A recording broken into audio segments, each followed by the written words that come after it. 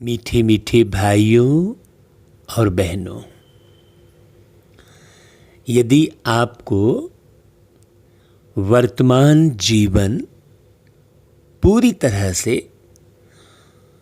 सुख शांति वाला बनाना है, आनंदमय बनाना है, परेशानियों से मुक्त वाला जीवन यदि बनाना है, सदा निश्चिंत रह सके ऐसा जीवन बनाना है, तो अभी तक जितनी भी आपने कथा और प्रथा और सखा जितने भी बनाए हैं उन सब को भूलना है। हम कहते हैं कि कथा, प्रथा और सखा, इन तीनों ने बढ़ाई व्यथा, और कहानी ने की हानि। इसलिए बंद करो अब कथा, प्रथा और कहानी और सुनो सत्यम शिवम परमात्मा की वाणी, और बना लो अपनी जिंदगानी। क्योंकि आपको कथा, प्रथा और सखा तीनों ने राह भटकाया है। कथा में भी आप उलझ के रह गए, उसमें जरा भी सच्चाई नहीं थी। प्रथा में भी आप उलझ गए, और सखा अर्थात जितने भी सगे संबंधी, ये मेरा सगा है, ये पराया है, ये मेरा है, इस सब चक्कर में आप उलझ गए। इसलिए ये जो आपको रोज परमात्मा की वाणी सुनने मिल रही है, इसे बहुत लगन से मगन होकर सुनिए, पूरी तरह से एकाग्र होकर सुनिए। ध्यान से सुनिए, एक एक शब्द के अर्थ को समझते हुए सुनिए। देखना, गारंटी लेते हैं हम कि आपका जीवन बिल्कुल खुशनुमा, स्वस्थ और समृद्ध हो जाएगा। जरा भी फिक्र नहीं रहेगी। ये हम अपने जीवन की बात बता रहे हैं, एकदम अनुभव। ये जो मुरली बाबा की चलती है, इसको सुन सुनकर, समझकर और एक एक शब्द को जीवन में धारण करके आप गारंटी से संपूर्ण स्वास्थ्य लाभ प्राप्त कर सकते हैं। ना तो आपको कोई शारीरिक बीमारी रहेगी, ना कोई मानसिक बीमारी रहेगी, और ना ही बुद्धि इधर उधर भटकेगी। आपके अंदर हर समय निर्णय करने की क्षमता बिल्कुल एक्यूरेट रहेगी। तो आने वाला जो महाविनाश है, जो आने वाली परेशानियां हैं, उससे आप बहुत अच्छे से बच सकते हैं। अपने जीवन को संवार सकते हैं, और इस जीवन को तो संवार ही सकते हैं, आने वाले नए जीवन को भी आप बहुत सुंदर बना सकते हैं। तो आने वाले नए जीवन का निर्माण इसी जीवन में करना होता है। ये बात किसी को नहीं मालूम। शरीर तो सब छोड़ते हैं। आप देखते भी हो कि भाई कोई व्यक्ति खूब धन कमाने में लगा था, नाम कमाने में लगा था, इधर भाग रहा था, उधर भाग रहा था, और आज नहीं है। तो कहाँ गया वो व्यक्ति? आगे उसका जीवन क्या होगा, कैसा रहा होगा, ये हमें जो जाने वाले हैं उसके बारे में भी नहीं मालूम, और अपने स्वयं के बारे में भी नहीं मालूम। तो ऐसे अनभिज्ञता वाला जीवन जीना, वास्तव में अनभिज्ञता वाला जीवन जी रहे हो, इसीलिए असमंजस में हो और दुखी हो, परेशान हो। लोग यहाँ जन्म लेते हैं, जीवन जीते हैं, खूब नाम मान शान और धन कमाने के पीछे भागते और चले जाते हैं। फिर आप बाद में गाते हो कि दुनिया से जाने वाले जाने चले जाते हैं कहाँ, कैसे ढूंढे कोई उनको नहीं कदमों के भी निशान। है ना भाई? तो क्योंकि तुम्हारे कदम है ही नहीं तो निशान कहाँ से होंगे भाई? तुम तो अशरीरी हो, तुम्हारे तो अपने पैर नहीं है तो कदमों के निशान कैसे होंगे? कोई भी व्यक्ति शरीर छोड़ता है तो दिखाई ही नहीं देता है। अगर उसके पैर होते, हाथ होते, कुछ होता तो दिखाई देता। ये हाथ, पैर, आँख, नाक, कान, ये तो इस शरीर में है, और इस शरीर में बैठा जो वो व्यक्ति है उसके थोड़ी कोई आँख, कान, नाक, हाथ, पैर है, तो वो दिखाई कैसे देगा? उसके कदमों के निशान कैसे मालूम पड़ेंगे? ये तो परमात्मा ही आकर समझाते हैं कि भाई वो व्यक्ति कहाँ चला गया। ये ज्ञान यदि आपको हो जाएगा तो सदा के लिए दुख समाप्त हो जाएगा। लेकिन आप इस दिशा में आप कभी भी ध्यान ही नहीं देते हो। और कोई बच्चे ऐसे हैं जो ये पढ़ाई, हाँ भाई हम समझ गए, पूरा दृढ़ निश्चय है क्या भाई कि हम इस शरीर को छोड़ने के बाद अगला शरीर हम पूरे राजा महाराजा वाला लेने वाले हैं। हाँ, ऐसा पूरा पक्का है क्या? जो हमने पढ़ाई छोड़ दी, बहुत सारे बच्चे हैं जो पढ़ाई छोड़ देते हैं, या तो ऐसा ही बस ढीले ढाले चलते रहते हैं, दुनियाचारी में लगे रहते हैं और पिछली कथा कहानी, जीवन कहानी को दोहराते रहते हैं कि मेरे साथ ये हुआ, वो हुआ, मैं ऐसा था, वैसा था, जिससे कोई फायदा नहीं है। तो बाबा कहते हैं कि मीठे बच्चे, अब तक जो कुछ पढ़ा है उसे भूल, एक बाप को याद करो। क्योंकि बाबा को आप याद करेंगे तो बाबा के पास जितना ज्ञान है वो सब आपके में आ जाएगा। हाँ, जैसे कहते हैं ना दुनिया में कि शैतान को याद करो, शैतान हाजिर है, ऐसा शैतान के लिए कहते हैं, भगवान के लिए नहीं कहते। अब बताइए, भगवान को सर्वव्यापी समझते हैं, हम में, तुम में, कण कण में, खड़क खम्भ में भगवान है, ऐसा कह देते हैं। जबकि प्यारे पिता परमात्मा पूरे कल्प बीतने के बाद, सतयुग, त्रेता, द्वापर, कलयुग पूरा बीतने के बाद धरती पर आते हैं, क्योंकि उन्हें उस बीच आने की आवश्यकता ही नहीं है। क्योंकि सतयुग में, त्रेता युग में संपूर्ण सुखी होते हैं, सब बहुत मिल के प्यार मोहब्बत से रहते हैं, तो वहाँ आने की भगवान को ज़रूरत ही नहीं है। जब बिगाड़ते हो कलयुग में, और वो भी कलयुग के अंत में जब बहुत ज़्यादा बिगड़ जाता है, जब मनुष्यों से दुनिया संभलती नहीं है। अभी देखो, कोई भी ऐसा मनुष्य है क्या जो इस दुनिया को अब संभाल सके?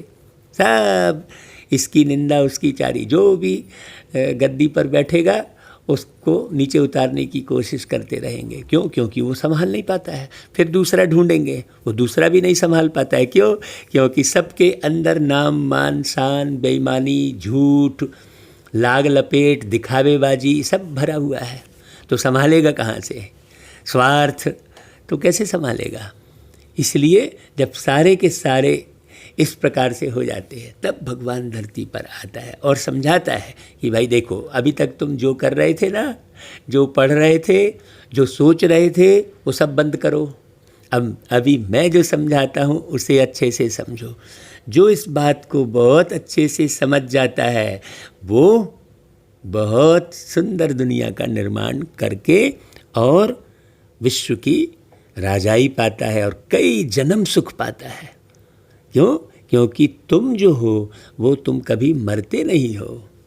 बार बार शरीर बदलते हो, तो हर बार आपको तो सुख चाहिए ना भाई। सुख किसको चाहिए, शरीर को या तुम आत्मा को? आत्मा को चाहिए ना। तो इसे समझना है अच्छे से। तो पहली बात तो यही समझना है कि भाई मैं एक आत्मा हूँ और इस प्रकार से मैं कई जन्म लेता हूँ इस धरती पर। हाँ, जाते ही नहीं कोई, एक बार ऊपर से आए नीचे, उसके बाद बस कोई ऊपर अब वापस जाने का नाम ही नहीं लेते हैं। सब यहीं फंसे हैं, सबको यहाँ ये चाहिए वो चाहिए। तो जनसंख्या बढ़ेगी ही बढ़ेगी। अब बाबा आके कंडीशन रखते हैं कि देखो भाई, जो बहुत प्रेम से रहेगा, समझदारी से जीवन जिएगा, वही इस दुनिया में रहेगा, बाकी सब ऊपर जाके लटक जाएंगे। ये बाबा सर्वशक्तिमान परमात्मा ऑर्डिनेंस निकालते हैं। इसे बहुत अच्छे से समझना। तो वो परमात्मा पिता भी है, तो शिक्षक भी है, तो सद्गुरु भी है और धर्मराज भी है। ऑर्डिनेंस निकालते हैं, पूरे विश्व के मालिक हैं, मतलब पूरे विश्व में वो शासन कर सकते हैं ना। उनके हाथों में ये धरती, जल, वायु, अग्नि, आकाश सब उनके मार्गदर्शन में चल सकते हैं। अभी उन्हीं के जो है आदेश पर ये पृथ्वी थमी हुई है, बाकी किसी के पास कोई ताकत नहीं है। अभी जब तक निर्माण नहीं हो जाएगा तब तक वो प्यार के सागर परमात्मा आदेश नहीं करेंगे कि हाँ भाई चलो भाई अब पृथ्वी हिलो। है ना भाई, बहुत गहरी बात है। तो बाबा कहते हैं देखो, भारत पर सतयुगी स्वराज्य स्थापन करने के लिए कौन सा बल चाहिए है? सतयुगी स्वराज्य स्थापन करना है। लोग तो गोला बारूद और अस्त्र शस्त्र रखो भाई, वही काम आएगा, ये शांति आंति काम नहीं आने वाली है, ऐसा बोलते हैं। जबकि बाबा क्या बोलते हैं कि भारत पर सतयुगी स्वराज्य स्थापन करने के लिए पवित्रता का बल ही काम आएगा। तुम सर्वशक्तिवान बाप से योग लगाकर पवित्र बनते हो। यह पवित्रता का ही बल है जिससे सतयुगी स्वराज्य की स्थापना होती है। इसमें लड़ाई आदि की कोई बात ही नहीं है। भाई, जब तक तुम शरीर में हो तब तक तुम अस्त्र शस्त्र उठाओगे, लड़ोगे, झगड़ोगे, और तुम शरीर छोड़ दिए उसके बाद भी तो तुम जीवित हो भाई। फिर क्या करोगे? नहीं, पवित्रता का बल तुम्हें काम आएगा, है ना। इसमें लड़ाई आदि की कोई बात नहीं है। ज्ञान और योग बल ही पावन दुनिया का मालिक बना देता है, और वास्तव में मालिक तो पावन दुनिया का ही बनना चाहिए। ये पतित पुरानी भ्रष्ट दुनिया का मालिक बन के करोगे भी क्या? तुम्हें मालिक बने रहने ही नहीं देंगे। तो बहुत अच्छे से समझ लो भाई, इसी बल से एक मत की स्थापना हो जाती है, योग बल से, पवित्रता के बल से, ब्रह्मचर्य व्रत के बल से। और ब्रह्मचारी मतलब ब्रह्माचारी। वास्तव में ब्रह्मचारी नहीं कहना चाहिए, ब्रह्म तो रहने का स्थान है ना भाई। ब्रह्म तो एक लोक है, उसे ब्रह्म लोक कहते हैं। ब्रह्माचारी माने ब्रह्मा के समान आचरण बनाने वाले, सदा निर्माण की बात, जैसे कहते हैं ना ब्रह्मा के द्वारा स्थापना, तो सदा निर्माण करने की अवस्था वो हो गई ब्रह्माचारी, सदा निर्माण करने की अवस्था। भाई, आप शरीर की शक्ति से क्षीण हो गए तो कैसे निर्माण करोगे? शारीरिक शक्ति से आप खत्म हो गए, बौद्धिक शक्ति से क्षीण हो गए, मानसिक शक्ति से क्षीण हो गए, तो कैसे निर्माण करोगे? आपने मन को फंसा लिया देह के सुंदरता में, तो वो मन तो कमज़ोर हो गया।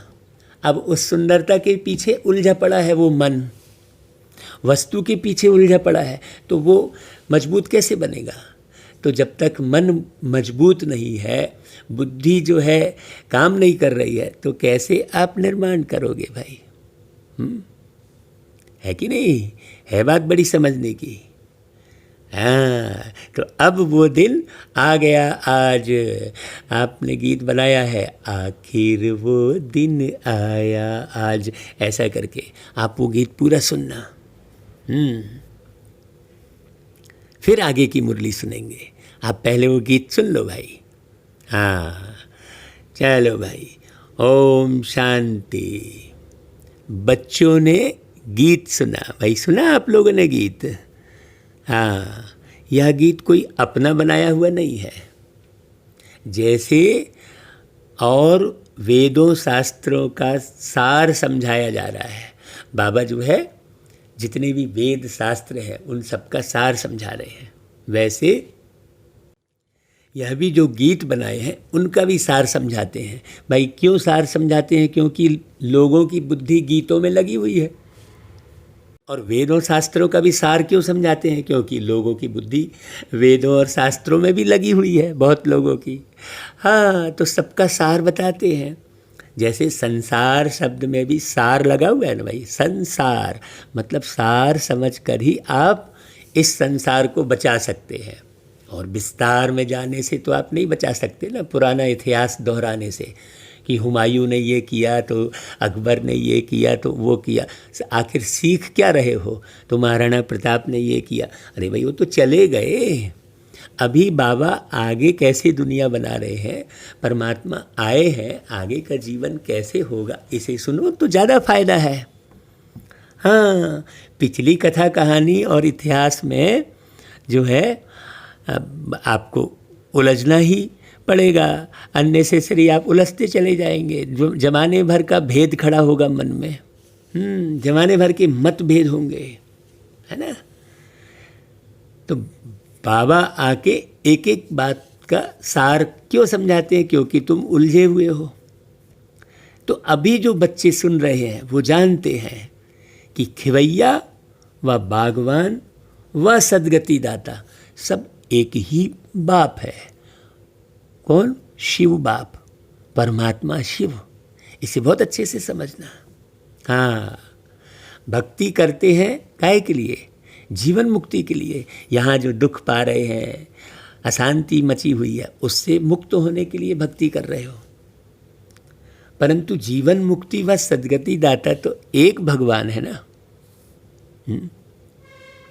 उसका अर्थ बच्चे ही समझ सकते हैं, मनुष्य नहीं समझ सकते। कौन से बच्चे समझ सकते हैं भाई? जो रोज़ मुरली सुन रहे हैं और मुरली में ही जिसका मन लगा है, और जो मुरली को अर्थ समझकर और अपने जीवन का बहुत बारीकी से निर्माण कर रहे हैं, वही बच्चे समझ सकते हैं, वही निर्माण कर सकते हैं। और जिनकी बुद्धि सदा वस्तु व्यक्ति वैभव, हाँ, देह दुनिया दौलत में लगी हुई है, वो क्या समझेंगे भाई? वो तो समझते हुए भी नहीं समझेंगे। हाँ, तो भारतवासी बच्चे जानते हैं कि यहाँ पवित्रता सुख शांति थी। भाई सदगति का मतलब क्या हुआ और दुर्गति का मतलब क्या हुआ?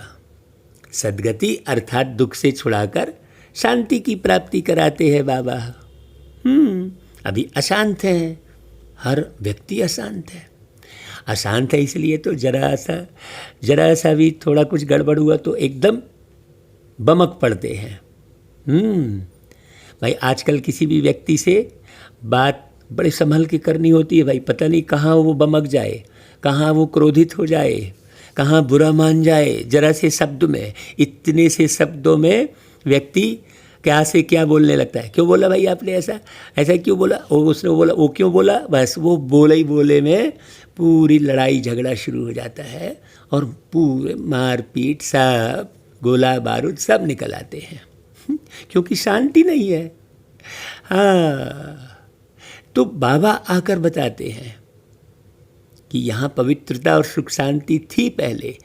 कब थी? जब इन लक्ष्मी नारायण का राज्य था। उस इतिहास को आप जानो और वहाँ क्या था ये जानो। वहाँ की कहानी भी सब गड़बगू कर दी है, उल्टी सीधी।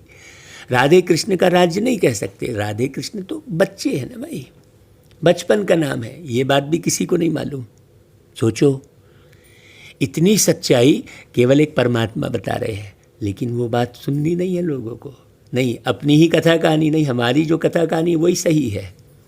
वास्तव में माताओं की हमजिन्स राधे है, उनको जास्ती प्यार करना चाहिए। फिर भी कृष्ण को बहुत प्यार करते हैं, झूले में झुलाते हैं। बाबा ने बहुत गहरी बात कह दी यहाँ पर। वास्तव में माताओं की हमजिन्स राधे है। हाँ, तो कृष्ण की जन्माष्टमी भी मनाते हैं, राधे की जयंती नहीं मनाते हैं। वास्तव में मनाना चाहिए दोनों का। समझ तो कुछ है नहीं है, उन्हों की जीवन कहानी को तो कोई जानते नहीं है। बाप आकर अपनी और सब की जीवन कहानी एक्यूरेट सुनाते हैं। मनुष्य कहते भी हैं शिव परमात्माय नमः, हाँ, कृष्ण देवाय नमः, राम देवाय नमः, विष्णु देवाय नमः, शंकर देवाय नमः। देवाय नमः कह रहे हैं मतलब देव आत्मा है, स्पष्ट है। और शिव परमात्माय नमः मतलब शिव भगवान जो है देवता नहीं बनते, वही एक परमात्मा है। परंतु उनकी जीवन कहानी को नहीं जानते कि वो शिव परमात्मा धरती पर किस प्रकार आकर जन्म लेते हैं, कैसे जन्म होता है। भाई जैसे हमारा लौकिक जन्म होता है, लेकिन शिव बाबा का अलौकिक जन्म होता है। पर काया प्रवेश करते हैं, वो लौकिकता में नहीं फंसते। हम लौकिकता में फंसते हैं, भाई बंधु बेटा बेटी फलाना निकाला, दुनिया भर के मने रिश्ते नाते बस बनाते बैठते हैं, निभाते एक नहीं है। हाँ, ढेर मित्र बनाएंगे, निभाएंगे एक से भी नहीं। आप देखना फेसबुक में 5000 मित्र हैं, जानते एक को भी नहीं है। हाँ, न उनसे प्यार है, बस जो आए सो लिखते चल रहे हैं, बस चैटिंग चल रही है। उसने उसकी बधाई दे दी, उसने उसकी बधाई दे दी। संबंध है ही नहीं एक भी अच्छे से, न मानसिक संबंध है, न बौद्धिक संबंध है, न दिल का संबंध है। बस आँख गड़ाए बैठे हैं और पूरे शरीर को खराब किए जा रहे हैं। मालूम ही नहीं है जीवन कहानी। तो बाप आकर अपनी और सबकी जीवन कहानी एक्यूरेट सुनाते हैं। मनुष्य की जीवन कहानी को हिस्ट्री जाग्राफी कहा जाता है। दुनिया की हिस्ट्री जाग्राफी तो गाई जाती है ना, कितने इलाके पर राज्य करते थे, कितनी ज़मीन पर राज्य करते थे, कैसे राज्य किया, फिर वह कहाँ गए, यह बातें कोई नहीं जानते। जितने भी आए और राज्य किए वो गए कहाँ, वो सब यहाँ दूसरे दूसरे शरीर में बैठकर मौजूद है, जीवन जी रहे, ये बात किसी को नहीं मालूम। अब जितने देवी देवता हैं वो सब विषय विकार में फंसे हैं, और जो है अभी बहुत सारे उनमें से पवित्र रहने का पुरुषार्थ कर रहे हैं, बाबा से ज्ञान उठा रहे हैं, ये बात किसी को नहीं मालूम। अब वो तुम्हारे पुराने स्वरूप में तुमको कहाँ से समझ में आएंगे भाई? कैसे सुनेंगे तुम्हारी पुकार वो देवी देवता? जो कि वो देवी देवता शरीर छोड़ दिए और शरीर छोड़कर फिर मनुष्य बन गए और सब अपने अपने घर परिवार में हैं, और अभी कुछ लोग उसमें से पुरुषार्थ कर रहे हैं। तो आप उनको याद करेंगे तो वो सुनेंगे कहाँ से? सोचने की बात है। तो नया जन्म लेके नया परिवार बसा लिए हैं और वो खुद पुरुषार्थ कर रहे हैं। भाई सुनेंगे तो एक परमात्मा जो बार बार जन्म और बार बार मरण के चक्कर में आते ही नहीं, वो सुनेंगे आपकी बात, वो समझेंगे, वो आपके दुख दूर करेंगे। वो परमात्मा शिव है। तो शिव को बहुत अच्छे से समझना पड़े ना, शिव बाबा को, जबकि वो खुद आकर समझा रहे हैं, है ना भाई? तो यह बातें कोई नहीं जानते। तुम बच्चों को अच्छी रीति समझाया जाता है। रचयिता और रचना की नॉलेज बच्चों को समझाते हैं। तुम बच्चों को मालूम पड़ गया है कि बरोबर अब कलयुग का अंत है और सतयुग का आदि है। तो ये जो बातें तुम्हें मालूम पड़ी है तो बड़ी लगन से मगन होकर सबको समझाओ। अगर खुद नहीं समझा सकते हो तो ये जो मुरली रिकॉर्ड हो रही है इसे ही सबको भेज दो भाई, ताकि लोग सुन सकें। इसे ही जो है डाउनलोड करके साउंड सिस्टम में बजा दो, ताकि लोग एक एक बात समझ जाएं। नहीं, अब यहाँ भी हम उलझ गए कि ये मुरली कौन सुना रहा है, ये कहाँ से प्रसारित हो रही है? अरे भाई बाबा की मुरली है, बाबा करा रहे हैं, इसमें जो है निर्माण ही होना है, तो काहे उलझे फंसे हो भाई? है कि नहीं? बड़ी बारीक बात समझने की है। तो अभी तुम बच्चों को मालूम पड़ गया है, संगम पर ही परमपिता परमात्मा आकर मनुष्य को पतित से पावन देवता बनाते हैं, उत्तम पुरुष अथवा पुरुषोत्तम बनाते हैं। भाई श्री रामचंद्र जी को मर्यादा पुरुषोत्तम कहते हैं ना भाई, पुरुषों में उत्तम पुरुष। हाँ, इस समय के मनुष्य उत्तम नहीं है, कनिष्ठ है। उत्तम, मध्यम, कनिष्ठ। हाँ, सतो रजो तमो होते हैं। जो अच्छी तरह ज्ञान सुनेंगे उनको सतोगुणी कहेंगे, जो थोड़ा सुनेंगे उनको रजोगुणी कहेंगे, और जो सुनते ही नहीं उनको तमोगुणी कहेंगे। हाँ, देखो बहुत बारीक बात। तो अच्छे से समझो, जो ज्ञान को नहीं सुन रहे हैं, अपनी अपनी लगा रहे हैं, दुनिया के झरमुई झरमुई में पड़े हैं, सारा दिन इधर उधर की निंदाचारी में लगे हैं, वो तमोगुणी हैं। उनसे बिल्कुल मानसिक और बौद्धिक संबंध हटा दो आप। टेम्परेरी बस साक्षी होकर उनको देखते रहो। हाँ, उनको बस प्रेम दे दो भाई। हाँ, सहयोग कर दो, जिसमें वो खुश हो जाएं वो व्यवस्था कर दो। बाकी उनसे जरा भी दिल का संबंध मत रखो। ये बात बाबा सुनाकर ये समझा रहे हैं। जो थोड़ा सुनेंगे उनको रजोगुणी कहेंगे। तो आप अच्छे से समझो कि कौन पूरी डिटेल में सुन रहा है, और आप स्वयं को भी पहचानो कि आपका पूरी डिटेल में सुनने का रोज मन कर रहा है, एकदम तड़फ हो रही है कि हाँ भाई हम इसको अच्छे से समझ लें और अच्छे से अपने आप का निर्माण कर लें। तब समझना कि हाँ आप सतोगुणी हो। पढ़ाई में भी ऐसे होता है, तुम बच्चों को सतो प्रधान पढ़ाई चाहिए, इसलिए सतो प्रधान लक्ष्मी नारायण बनने का तुमको ज्ञान दिया जाता है। नर से नारायण, नारी से लक्ष्मी बनना है, ये लक्ष्य दिया जाता है। गीता के लिए भी तुम कहते हो कि यह सच्ची गीता, तुम लिख भी सकते हो, यह है सच्ची गीता पाठशाला, अर्थात सत्यनारायण बनने की कथा, अथवा सच्ची अमर कथा, सच्ची तीजरी की कथा। चित्र तो सब तुम्हारे पास है, इनमें सारा ज्ञान है। तुम बच्चे अब प्रतिज्ञा करते हो कि हम प्रजापिता ब्रह्मा कुमार कुमारियाँ भारत को सतो प्रधान स्वर्ग बनाकर छोड़ेंगे। तुमको इत्तला करनी है, हाँ खबर करनी है भाई। गांधी जी भी पावन राज्य चाहते थे, तो जरूर अब पतित राज्य है ना, यह कोई समझ नहीं सकते कि हम खुद पतित हैं। रावण क्या है ये भी नहीं मालूम। रावण है 5 विकार, कहते हैं राम राज्य चाहिए, तो जरूर आसुरी संप्रदाय ठहरे ना। परंतु यह किसकी बुद्धि में नहीं आता है।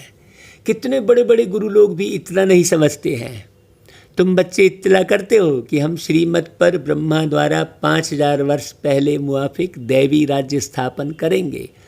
यह है पुरुषोत्तम संगम युग, जबकि कनिष्ठ पुरुष से सतो प्रधान पुरुष बनते हो। मर्यादा पुरुषोत्तम आदि सनातन देवी देवता धर्म ही है। हाँ, मनुष्य में यहाँ पर जितने धर्म है वो मर्यादा पुरुषोत्तम नहीं है, सब अमर्यादित है। हाँ, अब एक ही देवी देवता धर्म की स्थापना होती है, फिर दूसरे धर्म होंगे ही नहीं। हाँ, जो भाई धर्म को समझेगा नहीं वो कहाँ से रहेगा। तुम बच्चे सिद्ध कर समझाते हो कि सतयुग में एक धर्म एक ही राज्य था। भल त्रेता में सूर्यवंशी से बदल चंद्रवंशी में जाते हैं, परंतु होगी एक ही भाषा, भाषा भी नहीं बदलती। यहाँ तो देखो ढेर भाषाएं हैं, अब तो भारत में अनेक भाषाएं हैं। बच्चे जानते हैं कि हमारे राज्य में एक ही भाषा थी, सब एक भाषा में बात करते थे। यहाँ तो भैया आप मोबाइल किसी को लगाओगे तो 3-3 4-4 भाषाएं पहले सुनते बैठे रहो। एक ही बात को 4 अलग अलग भाषाओं में कितना समय बर्बाद होता है, सोचो, है ना।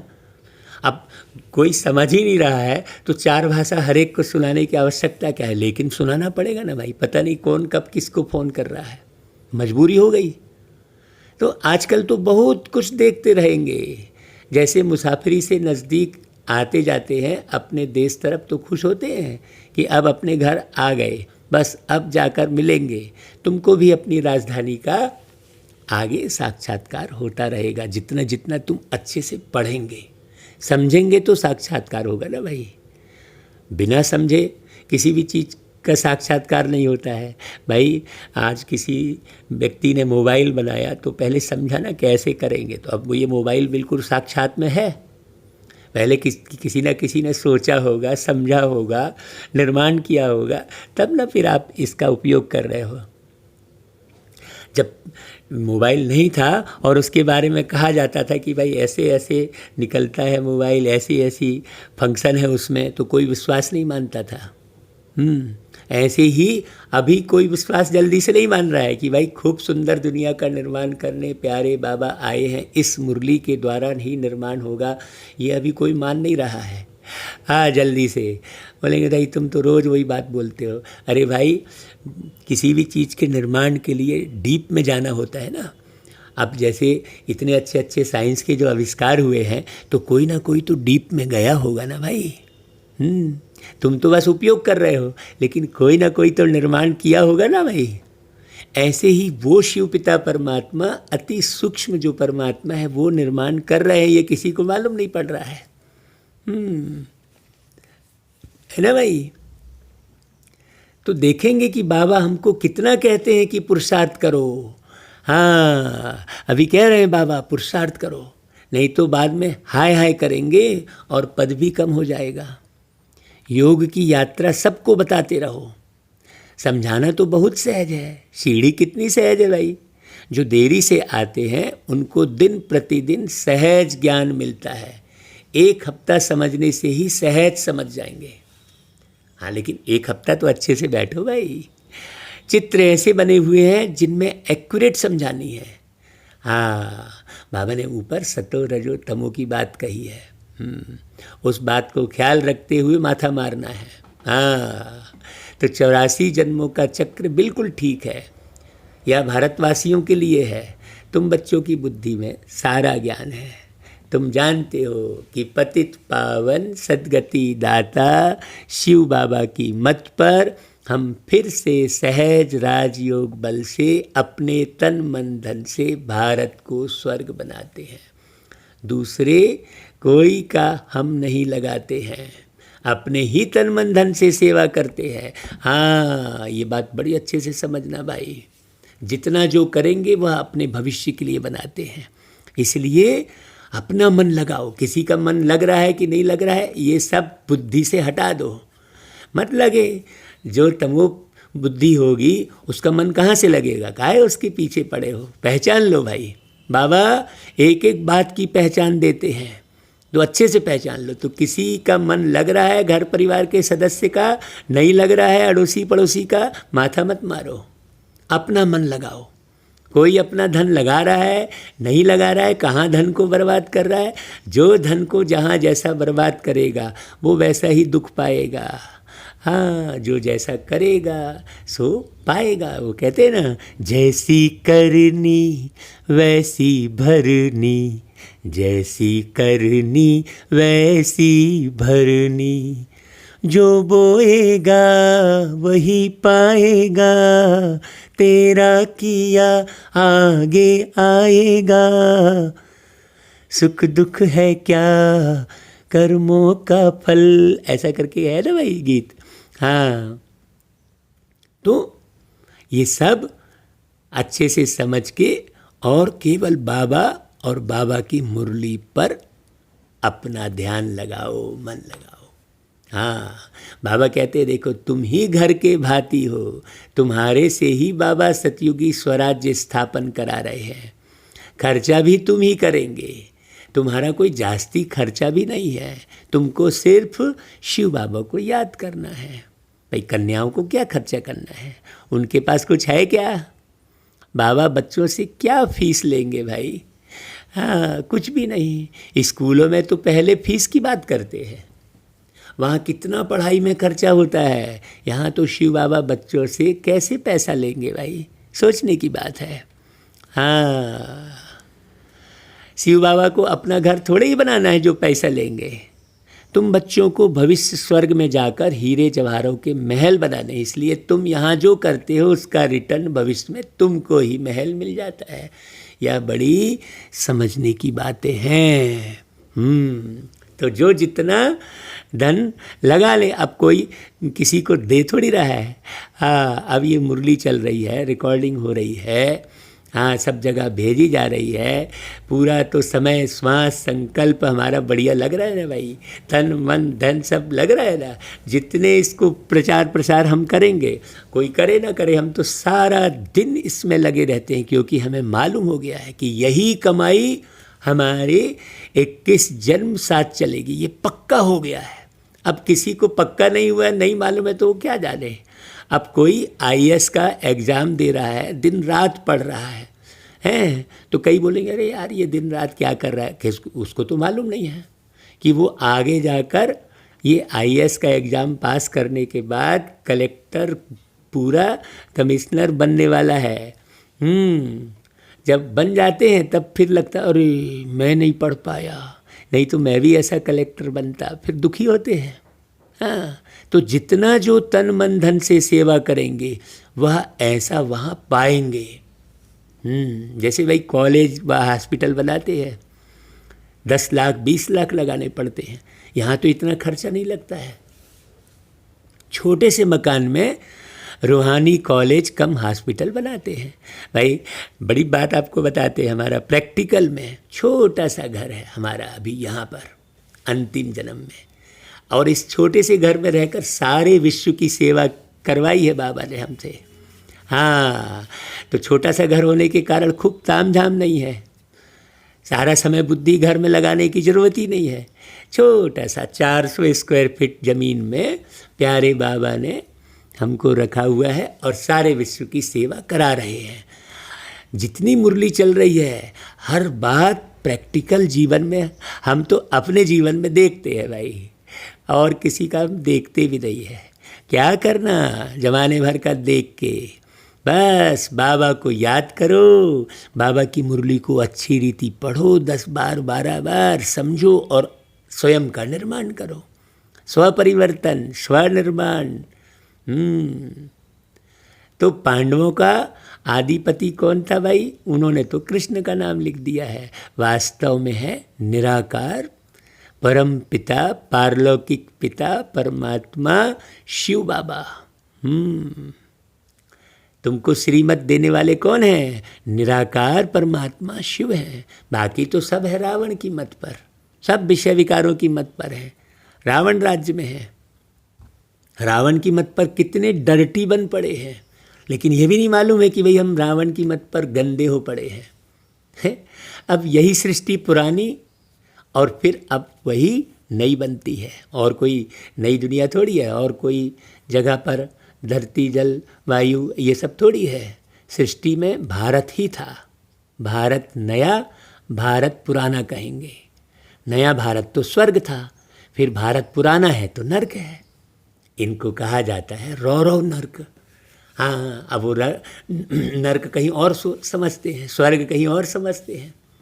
भाई मनुष्य की ही बात है, यहाँ तो सुख का नाम निशान नहीं है, यहाँ कोई सुख थोड़े ही है। सन्यासी भी कहते हैं इस समय का सुख काग विष्टा समान है, इसलिए वह गृहस्थ व्यवहार को छोड़ देते हैं। वह स्वर्ग व सतयुग की स्थापना कर न सके। कृष्णपुरी तो परमात्मा ही स्थापन करते हैं। श्री कृष्ण की आत्मा और शरीर दोनों सतो प्रधान थे, इसलिए कृष्ण को बहुत प्यार करते हैं, क्योंकि पवित्र है ना। गाया भी जाता है, छोटा बच्चा ब्रह्मज्ञानी समान है। छोटे बच्चों को विकारों का पता नहीं रहता, सन्यासियों को तो फिर भी पता है। बच्चा तो जन्म से ही महात्मा है। बच्चों को तो पवित्र फूल कहा जाता है। तो नंबर 1 फूल कौन है? श्री कृष्ण है। स्वर्ग नई दुनिया का पहला प्रिंस। जन्म लिया तो कहेंगे फर्स्ट प्रिंस। कृष्ण को तो सब याद करते हैं कि श्री कृष्ण जैसा बच्चा मिले। भाई क्यों श्री कृष्ण जैसा बच्चा मिले? क्योंकि वो बिल्कुल सतो प्रधान है। अब बाप कहते हैं कि जो बनना है सो बनो। सिर्फ एक कृष्ण थोड़े ही बनता है, प्रिंस ऑफ वेल्स कितने बनते हैं? तो बन सकते हो ना भाई। हाँ, अब आप एक ही के पीछे पड़े हो, आप खुद कृष्ण बन सकते हो। बाबा स्पष्ट मुरली में सुना रहे हैं, आप पुरुषार्थ करो और बनो कृष्ण। सारी तृष्णा मिटाओ और स्वयं को बनाओ कृष्णा। मिटाओ तृष्णा और बनो कृष्णा। सेकंड, थर्ड, फोर्थ होते हैं ना भाई, तो यहाँ भी डिनाइस्टी है। बाप के पिछाड़ी फिर दूसरे गद्दी पर बैठेंगे ना। जैसे घराने होते हैं वैसे यह घराना है। तुम्हारा कनेक्शन ही क्रिश्चियन से है। हाँ, कृष्ण और क्रिश्चियन दोनों की एक ही राशि है ना। लेन देन भी आपस में बहुत चलती है। भारत में वह कितना धन ले गए हैं, अब फिर दे रहे हैं। हाँ, रिटर्न सर्विस कर रहे हैं। यह यूरोपवासी आपस में लड़कर खत्म हो जाएंगे।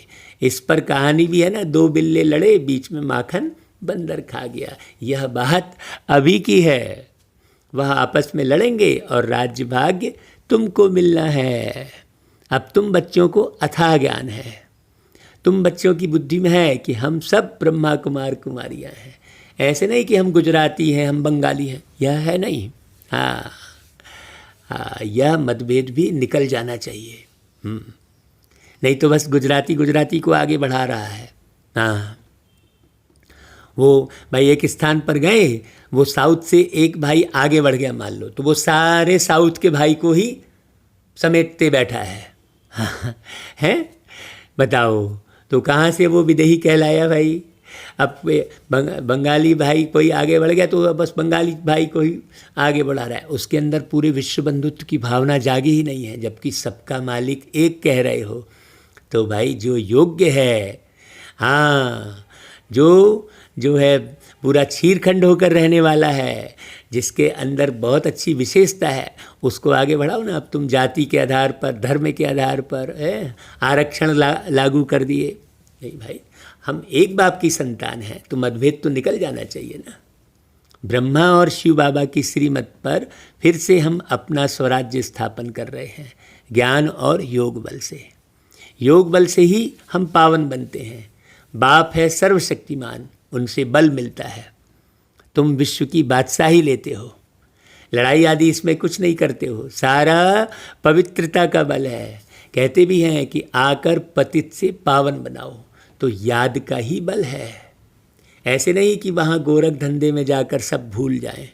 हाँ, अभी जो पढ़ाई पढ़ रहे हो वो कर्म करते भी उसे याद में रखो कि बाबा ने भाई ये कहा है, तो मुझे हर सेकंड उसका फॉलो करना है।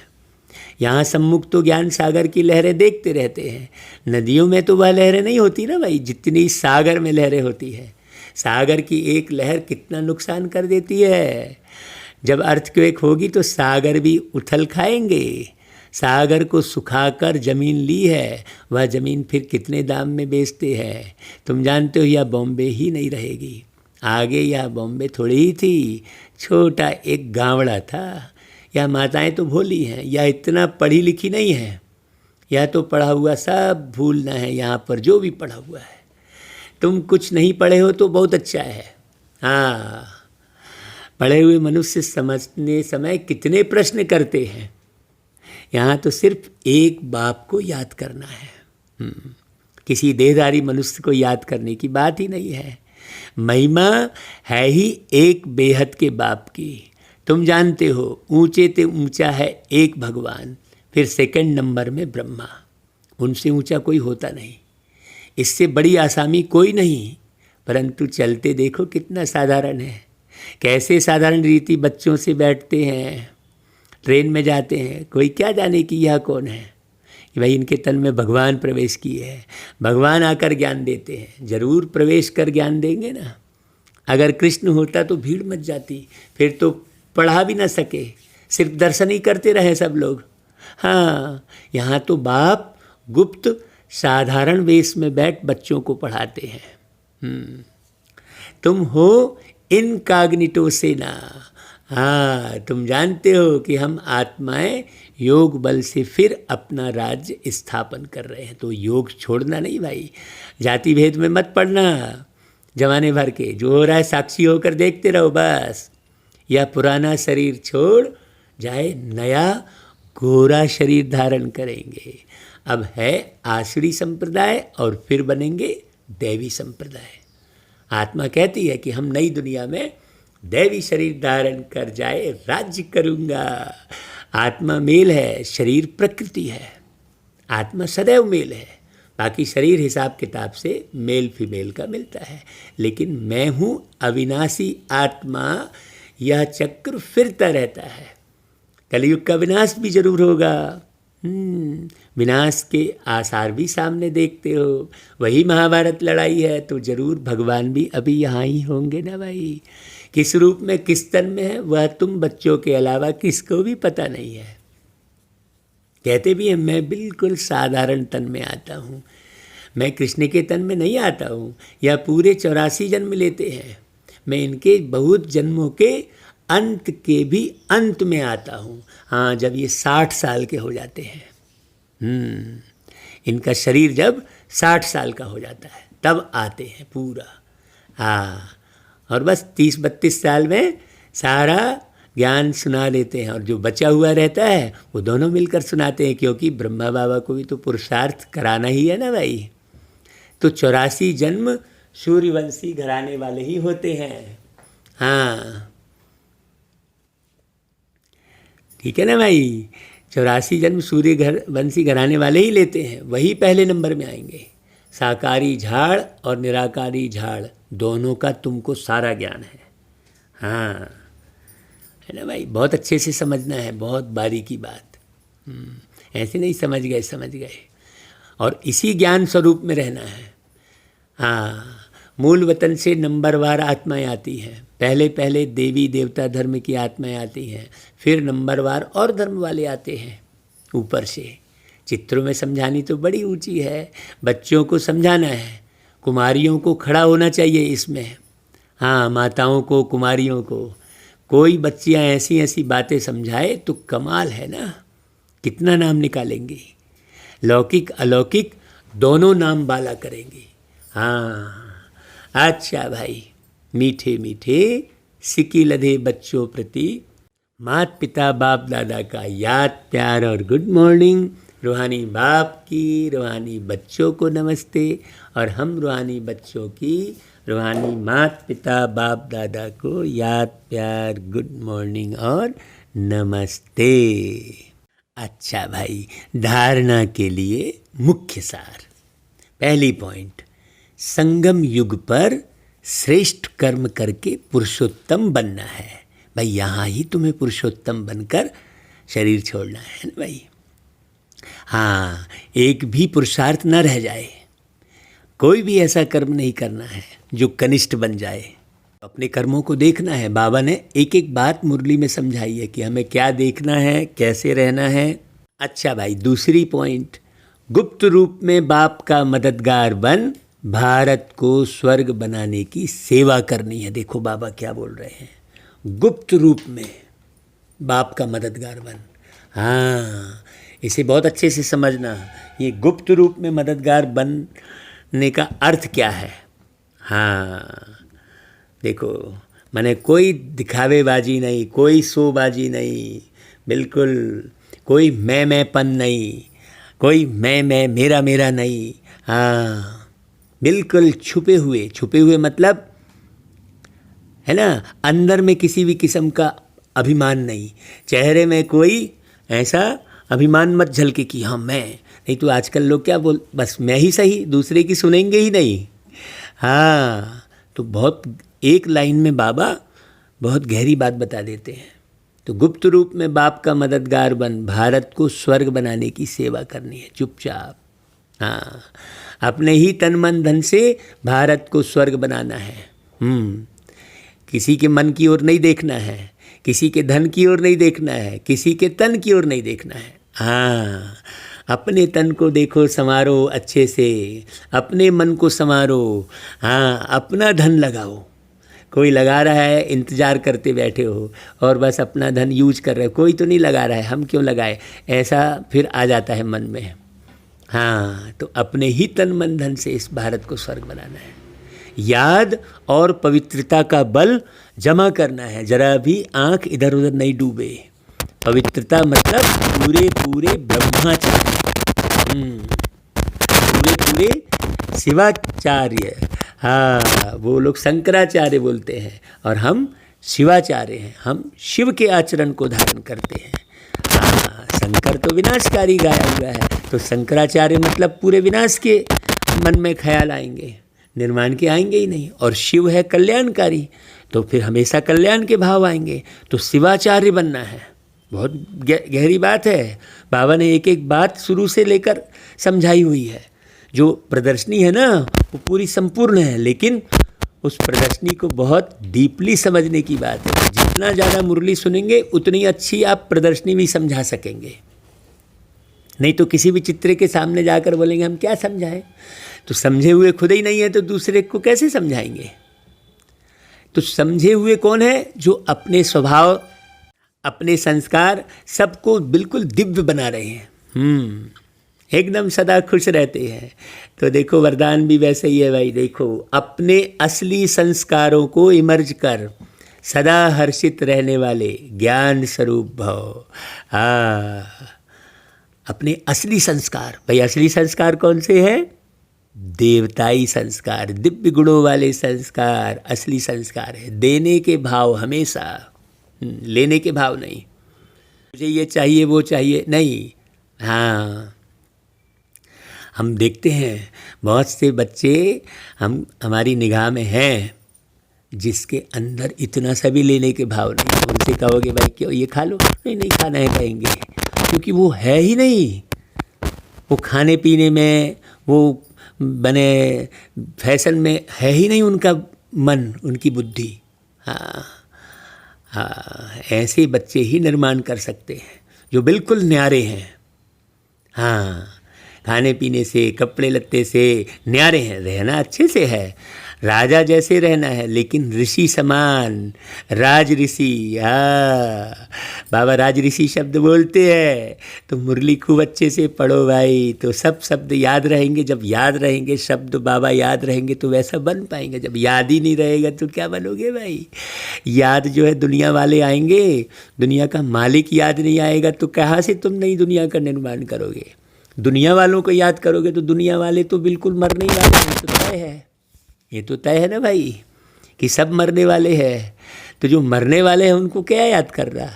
जो अजन्मा है, हाँ, जो अकाय है, हाँ, जो कभी मृत्यु को नहीं प्राप्त होते, उनको ही याद करना है ना भाई। तो शरीर के भान में है, उनको याद करके आप भी शरीर के भान में आ जाओगे। तो एक शिव बाबा को बहुत अच्छी रीति याद करना है। तो जो बच्चे ज्ञान का सिमरन कर उसका स्वरूप बनते हैं वह सदा हर्षित रहते हैं। सदा हर्षित रहना यह ब्राह्मण जीवन का असली संस्कार है। दिव्य गुण अपनी चीज़ है, अवगुण माया की चीज़ है। जो संग दोष में आ गए हैं वो पूरी गफलती करेंगे भाई। हाँ, अब उसे पीठ दे दो और अपने ऑलमाइटी अथॉरिटी की पोजीशन पर रहो तो सदा हर्षित रहेंगे। कोई भी आसुरी व व्यर्थ संस्कार सामने आने की हिम्मत भी नहीं रख सकेंगे।